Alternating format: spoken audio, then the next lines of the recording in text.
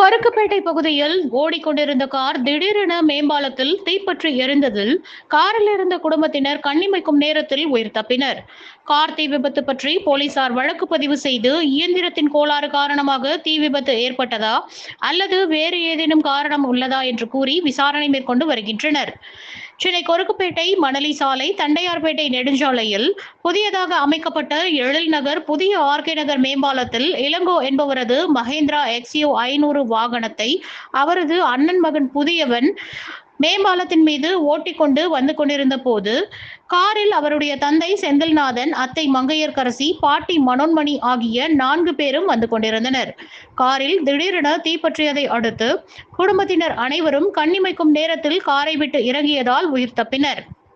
இதனைத் தொடர்ந்து கார் மேம்பாலத்தில் இருந்து எரிந்து கொண்டே பின்னோக்கி வந்ததை பார்த்த பொதுமக்கள் தமிழ்நாடு தீயணைப்பு மற்றும் மீட்பு படையினருக்கு தகவல் அளித்ததன் பெயரில் சத்தியமூர்த்தி நகர் மற்றும் தண்டையார்பேட்டை பகுதியில் தீயணைப்பு மற்றும் மீட்பு படையினர் நிலைய அலுவலர் பூஷன் தலைமையில் 10க்கும் மேற்பட்ட வீரர்கள் விரைந்து வந்து தீயை போராடி அணைத்தனர்.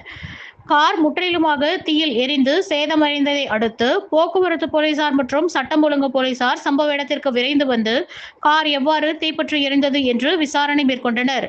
மேலும் கார் எரிவதை பொதுமக்கள் காண்பதற்கு ஒன்று கூடியதால் அங்கு போக்குவரத்து நெரிசல் ஏற்பட்டது.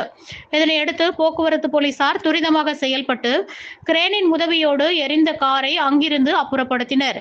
அதன் பிறகு போக்குவரத்து சீரமைக்கப்பட்டது. மேலும் அப்புறப்படுத்தப்பட்ட காரில் உள்ள டீசலில் எந்த நேரமும் மீண்டும் தீப்பற்றக்கூடிய வாய்ப்பு இருப்பதாக தீயணைப்பு வீரர்கள் தெரிவித்தனர். இதனை அடுத்து அந்த கார் காலி மைதானத்தில் வைக்கப்பட்டது.